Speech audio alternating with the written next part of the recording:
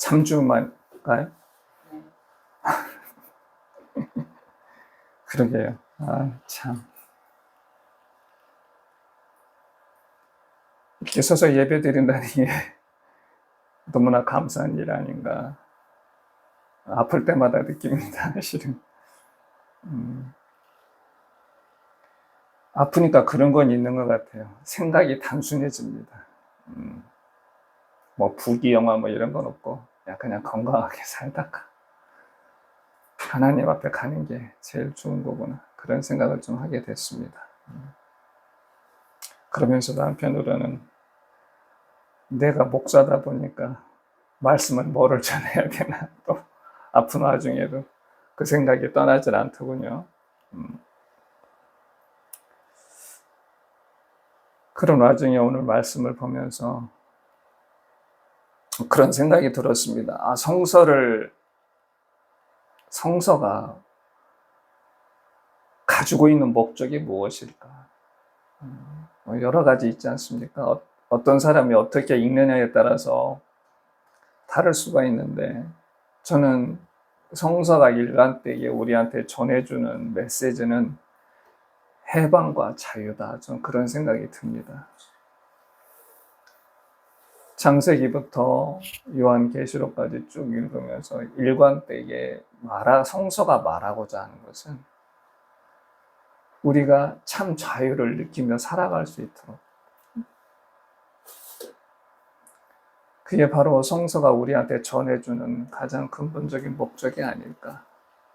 바울은 이렇게 얘기합니다. 성경은 하나님의 감동으로 된 것인데, 이게 이 성서가 하나님의 사람으로 온전하게 하고 모든 선한 일을 행할 능력을 갖추게 하려 합니다. 이렇게 얘기를 했어요.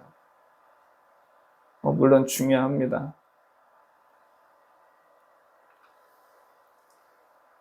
누군가가 선한 일을 하고 착한 일을 한다는 그 모든 걸 가만히 보면 참 자유로운 사람들이 그렇게 하는 것 같습니다. 진정한 해방을 누리는 사람들이, 그런 사람들만이 타인을 볼 수가 있거든요, 실은. 자기 안에 갇혀 있는 사람들은 절대 타인을 볼 수가 없습니다. 오늘 예수님께서도 그 자유에 대해서 말씀하십니다. 너희가 내 말에 거하고 내 제자가 되면 진리를 알 텐데 진리가 너희를 자유롭게 하리라. 진리가 뭘까요? 성서에서 말하는 진리. 여기서 예수님께서 강조하시는 게 뭔가요? 내 말에 거하면,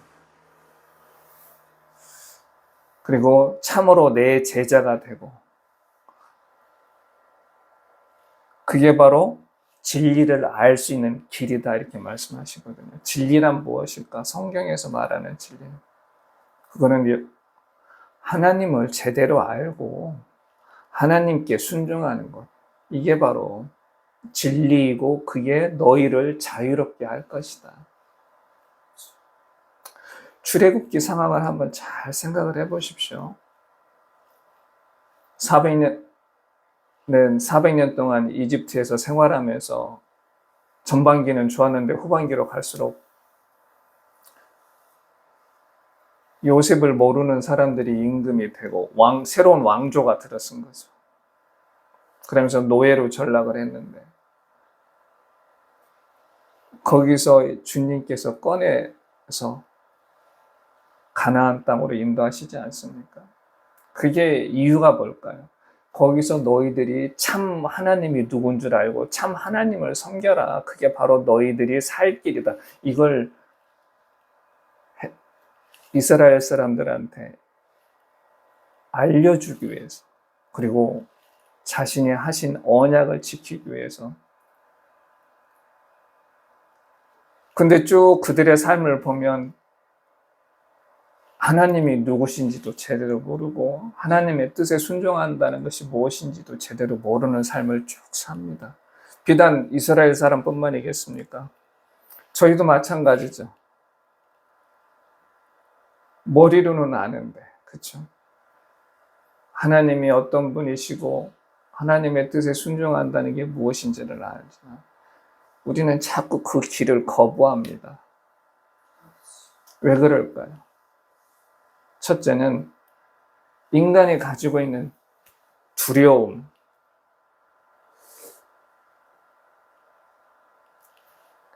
이스라엘 사람들이 10가지 하나님의 이적을 본 이후에 이집트 사람들이 준 그 문 갖가지 보물을 가지고 이제 약속의 땅으로 갑니다.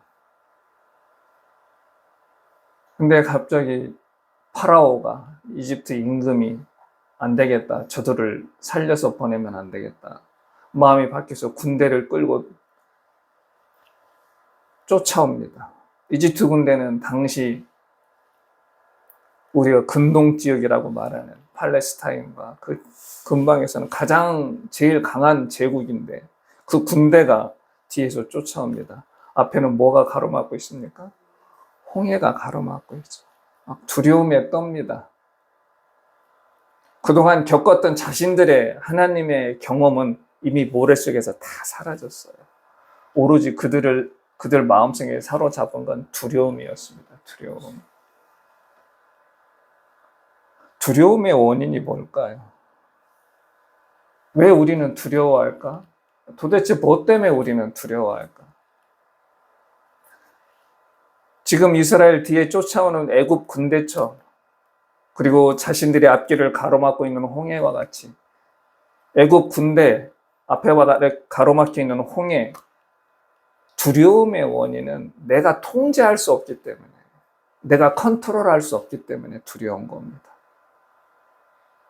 내가 내 마음대로 할 수 있고 내 마음대로 좌지우지할 수 있으면 그 대상은 두려운 대상이 아닌 거죠. 두려움은 내가 통제할 수 없는 거기, 통제할 수 없는 그런 상황들, 그런 사람, 그래서 두렵게 되는 겁니다. 그 두렵다 보니까 우리 마음이 자꾸 불안하게 되죠.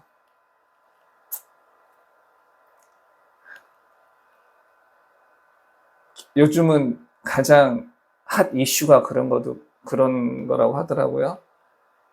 경제적인 문제로부터의 해방. 그렇지 않습니까? 불안하니까. 어떻게 하면 그런 문제로부터 우리가 해방될 수 있을까? 사람이 불안하게 되면 자꾸 뭔가에 의존하게 됩니다. 그렇죠? 특히 인간들은 우린 눈앞에 있는 뭔가에 자꾸 의존하게 돼요. 그 의존하는 대상이 뭡니까? 하나님이 아니라 돈과 권력에 의존하게 됩니다. 우리 옛말에 그런 말, 아니 옛말도 아니죠. 집에서 그런 말이 있습니다. 집에 판검사 집안에 한 명 정도는 있어야 되는데. 그 말이 뭡니까? 판검사는 힘 있는 사람이잖아요. 권력을 지금. 우리가 뭔가 문제가 생겼을 때 해결해 줄 수 있는 능력자. 돈도 마찬가지잖아요. 우리 속된 말로 그런 말 하지 않습니까? 돈으로 안 되는 일 봤니? 이런 얘기를 합니다. 그렇죠? 두렵고 그 두려움에 생긴 불안 때문에 우리는 자꾸 돈과 권력에 의존을 하게 됩니다. 그걸 쟁취하기 위해서 있는 고생 없는 고생 다 하면서 실은 돈과 권력이라고 하는 것은 우리가 뭔가를 이루기 위한 하나의 수단이 돼야 되는데 어느 순간에 우리가 거기에 종속이 돼버려요. 수단이 목적으로 바뀐버린 거죠. 돈을 왜 벌려고 하십니까? 왜 검사가 되려고 하십니까? 왜 판사가 되려고 하나요? 왜 국회의원이 되려고 하나요? 돈을 벌고 그러한 검사, 판사 혹은 국회의원 그런 거는 본인이 가지고 있는 뭔가의 목적을 이루기 위한 수단인데 어느 순간에 우리는 거기에 종속이 돼버리는 거예요.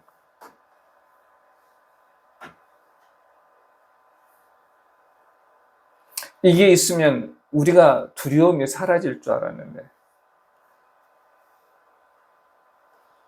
두려움이 사라지기는커녕 불안의 강도만 점점 높아집니다. 거기에서 우리가 헤어나질 못해요. 아까 제 종이라는 말을도 했지만은 제 종이 되는 것뿐만이 아니라 우리는 돈과 권력의 종이 되는 겁니다. 실은 그걸 통해서 우리는 뭔가 해방감을 느끼려고 했는데, 그리고 우리를 자꾸 뭔가에, 쉽게 말하면 우리를 편하지 못하게 하고 불편하게 하는 게 어떤 게 있나요? 자꾸 비교할 때, 남과 나를 비교할 때 마음이 불편하죠. 그 비교함으로써 현재 내가 누리고 있는 것들이 다 안 좋아 보여. 쉽게 말하면 우리의 눈은 항상 누구를 향해 있습니까? 나보다 더 많이 가지고 있고 더 힘센 사람한테 우리의 눈은 항상 거기에 초점이 맞춰져 있어요. 늘 비교를 하게 됩니다. 근데 이 비교라는 게 모든 부정적인 감정의 뿌리가 돼. 출발점이 됩니다. 시기, 질투, 미움, 증오, 분노, 모든 부정적인 감정의 출발점이 어디에서 오느냐? 비교하는 데서 오는 거지. 최초의 살인자가 누구죠? 가인이죠, 가인. 가인이 왜 살인을 했습니까? 동생 아벨하고 똑같이 하나님한테 제물을 드렸는데 아벨 건 받고 자기 건 안 받았어요. 성서에 보면 안색이 변화해서 분노 때문에 안색이 변했습니다. 하나님이 그거에 대해서 주의를 주시죠. 왜 네 안색이 변하고 네가 왜 분노하느냐. 이 사람이 분노한 이유가 뭐였습니까? 옆에 아벨이 없었으면 분노할 이유가 없죠. 아벨을 그냥 편하게 내 동생 걸 하나님이 받아주셨구나. 내가 그러면 하나님의 마음에 들기 위해서 더 노력해야지. 이랬으면 분노할 일도 없고 쟤가 나보다 잘났어? 이런 마음이 드는 겁니다. 시기 질투가 일어나는 거예요. 어디서? 비교하기 때문에. 나와 아벨을. 이러한 비교하는 이러한 감정들이 결국엔 뭘로 사람을 내뭅니까? 무한한 경쟁으로 내몰게 돼요. 제가 아직도 기억하는 게 있는데, 우리 다들 고등학교 때 대학 가려고 얼마나 아침 한 6시에 일어나서 7시, 8시까지 학교 가가지고 밤 10시, 그것도 빨리 오는 거죠. 야간 자습인데 우리 마음엔 이게 자습이야? 이런 마음으로. 근데 우리나라 고등학생들의 그러한 현실을 미국 방송에서 얘기를 했습니다. 뭐라고? 어느 나라 학생들은 아침 6시에 나가서 밤 12시에 들어온다. 그 대한민국 고등학생들의 현실을 그렇게, 미국에 어떤 프로그램이 있었냐면 믿거나 말거나라는 프로그램이 있었는데 우리 대한민국의 학생들의 현실을 얘기하면서 뒤에 믿거나 말거나, believe it or not, 이런 식으로. 지금도 마찬가지잖아요. 어떻게 보면 뭔가 인격적인 그런 어떤 토대를 마련할 수 있는 가장 중요한 시기에 우리나라 학생들의 대부분, 우리나라 젊은 중고등학교 나이에 있는 학생들의 대부분은 무한한 경쟁으로 내몰리게 되는 거죠. 이러한 경쟁으로 내몰리다 보니까 비인간적인 상황으로 바뀌는 겁니다. 삶의 상황이.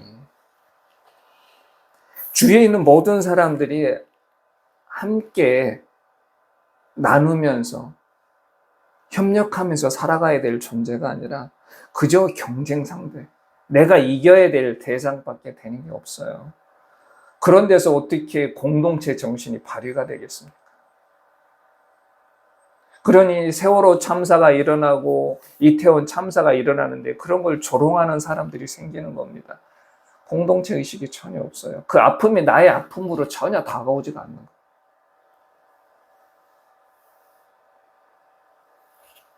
이런 것들이 다 어디서 오느냐?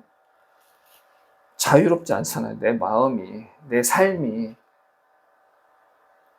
돈에서 자유롭지 않고, 권력으로부터 자유롭지 않고.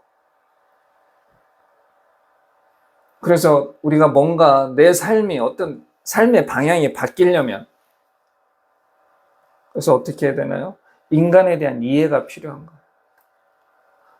우리가 물론 자연도 이해해야 되고, 다른 우리가 요즘 살다 보면 컴퓨터가 뭔지도 알아야 되고 하지만, 우리의 삶의 가장 기본적인 건 인간에 대한 이해, 관계 속에서 우리 삶이 결정되는 게 대부분 관계 속에서, 사람과 사람 사이의 관계 속에서 우리의 삶이 진행이 되기 때문에, 우리가 진정으로 참 자유를 얻고 해방감을 느끼려면 인간에 대한 이해가 가장 급선무가 되는 겁니다.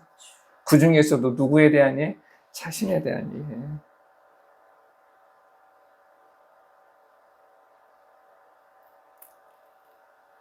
가인이 왜 불행했습니까? 왜 최초의 살인자라는 누명을 썼을까요? 그것도 존속살인, 자기 형제를 살인한. 왜? 분명히 하나님께서 그 가인의 그때 그 마음, 그 감정에 대해서 분명히 지적을 해 주셨거든. 네 안색이 왜 변하고 네가 왜 분노하느냐. 분명히 하나님께서 분명히 지적을 해 주셨는데, 그때 자신의 감정을 돌아봤으면, 그때 내가 이런 사람이구나를 한 번쯤 돌아봤으면, 자신에 대해서, 요즘 메타인지라고 하죠. 객관적 시각으로 자신에 대해서 한 번쯤 돌아봤으면 살인이라고 하는 큰 죄를 저지르지 않았겠죠. 예수님께서 내 이웃을 네 몸과 같이 사랑하라 하셨어요. 내 이웃을 사랑하기 이전에 첫 번째 사랑해야 되는 게 누굽니까? 자신도 사랑할 줄 모르는데 어떻게 이웃을 사랑할 수 있겠습니까? 자신을 사랑하려면 자신에 대해서 잘 알아야 돼. 나는 이런 사람이구나. 내가 왜 내 이웃을 도와주나요? 내가 보기에 그 사람이 너무 안쓰럽고 불행해 보이니까. 정작 타인은 잘 보면서 자신의 내면이 어떤 상태인지는 전혀 우리가 몰라요. 실은 한 번쯤 한번 우리의 삶을 한번 잘 돌아보십시오. 우리가 하루 중 단 5분이라도 나의 마음을 한 번쯤 들여보는 시간이 있었는지를. 우리 너무 바쁘지 않습니까? 아침 눈 뜨자마자 우리가 요즘 하는 일이 뭔가요? 스마트폰으로 일단 유튜브를 봅니다. 아니면 뉴스를 보거나, 그리고 부랴부랴 일터로 향하고, 또 돌아와서는 하루 종일 일했으니까 쉰다는 명목으로 이것저것 또 보다가 그냥 잠이 들어요. 어느 한순간 단 1분, 단 5분이라도 나의 삶이 오늘 하루 어땠는가에 대한 나를 돌아보는 시간이 전혀 없습니다. 대부분의 현대인들이.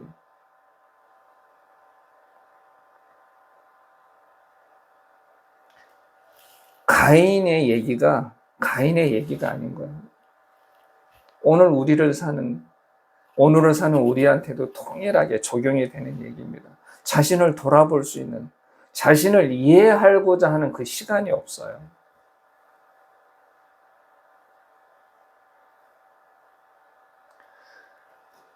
인간이라는 영어 단어가 두 가지가 있더군요. 하나는 human이라는 단어가 있고, 하나는 human being이라는 단어가 있어요. 인간은 그냥 일반적, 보편적 그런 명사로 사용이 되는 겁니다. 근데 human being이라고 하는 것은 강조점이 어디에 있냐면 being의 강조점이 있죠. 존재한다는 거에 강조점이 있어요. 우리는 뭔가 어떤 행동을 통해서 우리가 인간임을 자꾸 나타내려고 하는 그런 습성이 있습니다. 회사원으로서 혹은 사업가로서, 자영업자든 뭐든 어느 곳에 있든지 뭔가 자신의 행동으로서 자신을 자신이 존재함을 드러내려고 하는 게 있어요. 근데 휴먼 비잉이라는 그 말뚝에 있으면 인간은 존재하는 그 자체로 가치가 있다는 그런 의미로 저는 받아들입니다. 그냥 뭉뚱그려 인간 이게 아니라 행동하지 않아도 존재하는 그 자체만으로도 인간으로서의 가치가 있다. 이걸 알려주는 게 뭔가요? 하나님이 창조하실 때, 인간을 창조하실 때 누구를? 하나님의 형상으로 인간을 창조하셨지 않습니까? 인간은 그렇기 때문에 존재 그 자체만으로서 가치가 있는 거예요.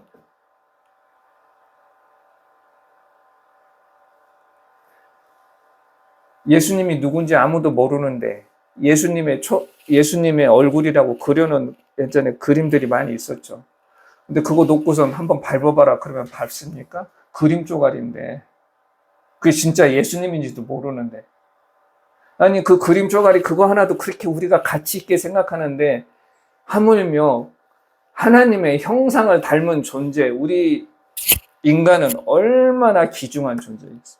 그 사람이 뭐를 잘하고 못하고를 떠나서 그 사람 존재 하나가 가치 있는 존재가 되는 거죠. 존재함으로써 행동이 아니라. 인간 이해에 대한 출발점은 바로 자신과 인간이 어떻게 창조되었나, 그거에 대한 이해로부터 우리가 출발이 되는 겁니다.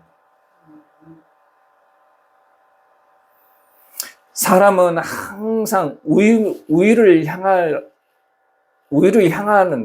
그런 습성이 있어요. 그걸 상향성이라고 헨리 나우에는 얘기합니다. 우리식으로, 요즘식으로 표현하면 성공지향적이죠. 남보다 더 많은 돈을 벌고 싶고, 남보다 더 많은 권력을 얻고 싶고, 더 많은 명예를 얻고 싶은, 우리는 늘 성공지향적인 삶을 살게 돼요.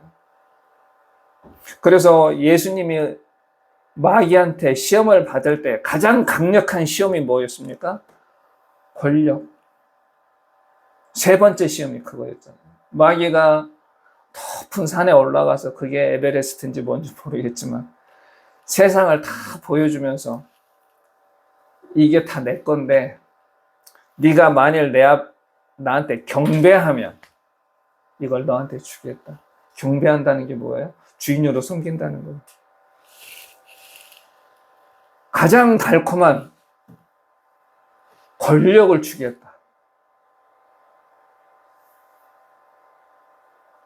우리 인간의 삶은 늘 바로 그렇듯 지금보다는 더 높은 자리, 더 많은 걸 원하는. 그런데 기독교는 그게 아니고 하향성. 즉 예수께서 빌립보서 우리가 잘 아는 2장 5절에서 8절의 말씀, 자기 자신을 비웠다는, 인간의 몸을 입고 이 땅에 오셨다고 하는, 그 높은 자리에 계신 분이 낮은 인간의 자리로 오는, 이게 바로 기독교의 정신, 하향성. 우리 크리스찬은 예수 그리스도를 닮는 게 아니라 바로 우리가 이 시대의 그리스도가 돼야 되는데, 우리가 그리스도가 되려면 세상이 말하는 그런 것처럼, 세상 사람들이 원하는 것처럼 높은 자리, 더 많은 돈, 소유, 이런 상향성을 우리 마음속에 가지고 있다면 우리가 이 땅에 그리스도의 제자로서 살아가기는 어렵다는 거죠. 성서가 말하는 가장 큰 목적, 성서가 우리한테 주어진 목적이 뭐냐? 아까 제가 처음에 그랬죠. 해방과 자유. 해방과 자유인데, 그 해방과 자유를 우리가 느끼려면 그리스도께서 그 모든 걸 비우고, 여기서 중요한 게 그거잖아요. 모든 걸 비웠다. 모든 걸 비우고 인간으로 이 땅에 오신, 이 땅에 오신 그 첫 번째가 뭡니까? 뭐를 가지고 오신 거예요? 사랑 때문에. 뭐 때문에 이 땅에 오셨겠습니까? 사랑 때문에 오신 거죠. 우리가 진정으로 해방과 자유를 느끼려면 우리가 자꾸 점점 더 높은 걸 원하고 더 많은 소유를 원하는 거기에서부터 우리가 해방이 되려면 그 치유책이보다 첫 번째가 사랑이라는 것. 그 사랑 때문에 전에는 우리가 저는 최근에 아프다 보니까 이런저런 생각을 많이 하게 되는데 십자가의 죽음에 대해서 항상 그냥 기계적으로 십자가의 죽으심으로써 우리가 죄에서 구원받았다 이런 생각만 했었는데 정작 가장 중요한 걸 놓치고 있었다는 거예요. 뭐다? 예수님의 사랑. 십자가의 그 고통스러운 아주 그 잔인한 형벌을 받으면서 예수께서 십자가상에서 죽으심은 뭐 때문에? 사랑 때문에. 사랑이 있어야 우리가 공동체 정신도 회복이 될 수 있는 거죠. 우리가 예수께서 가르쳐 주신 진리, 예수님이 말씀하신 그 진리는 뭡니까? 사랑하라는 거였죠. 그게 바로 우리가 모든 것에 어떤 종속으로부터 해방될 수 있고 참 자유를 느낄 수 있는 그 길이 바로 뭐다? 사랑입니다. 두 번째는 뭔가요? 감사. 아까 제가 좀 전에 어떤 역술인에 대해서 얘기했지만 저 사람이 어떤 능력이 있기 때문에 내가 어떤 큰 재능이 있기 때문에 그래서 내가 가치 있고 중요한 게 아니라 내가 존재한다는 그 자체가 내가 이 땅에 존재하고 있다는 그 자체가 감사한 일이다. 이러한 감사를 통해서 우리가 뭐를 얻을 수가 있다? 해방과 자유를 누릴 수가 있다.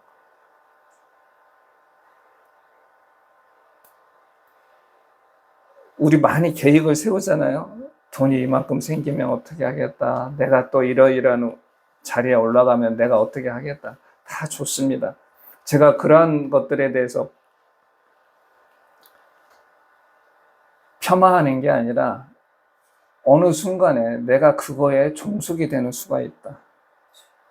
정작 내가 이걸 얻으려고 하는 목적은 따로 있었는데 그 얻고자 하는 그것이 나의 목적이 될 수 있다. 그러면 나의 삶이 그거의 종이 되는 거죠. 내 수단의 종이 되는. 근데 예수님께서는 이 땅에 오셔서 내가 그 모든 것으로부터 해방되고 자유로움을 느낄 수 있는 길은 뭐다? 사랑과 감사다. 이걸 우리한테 알려주시는 겁니다. 참 자유, 그리고 해방된 삶을 정말 누리고 싶다면 한 번쯤 내가 이 땅에 존재하는 것이 어떤 의미를 가지고 있는 건지 한 번쯤 고민하고 생각해보는 그런 한 주일이 되었으면 좋겠습니다. 기도하겠습니다. 하나님 감사합니다. 오늘도 주님의 은혜로 한자리에 모여 예배를 드리고 함께 말씀을 나눴습니다. 우리가 주님의 제자로서 참 자유와 참 해방을 느끼고 살아가고자 하지만 우리의 마음속에 있는 욕망과 탐욕으로 인해서 우리는 늘 불안하고 항상 두려움에 떨고 살아가고 있습니다. 주여 간절히 바라고 원하오니 주님이 모든 걸 비우고 내려놓고 이 땅에 오신 것처럼 저희도 세상의 가치관에서 휘둘리지 말고 주님이 가르쳐 주신 그 사랑과 감사함으로 세상을 살아갈 수 있도록 인도하여 주시옵소서. 예수님의 이름으로 기도드립니다.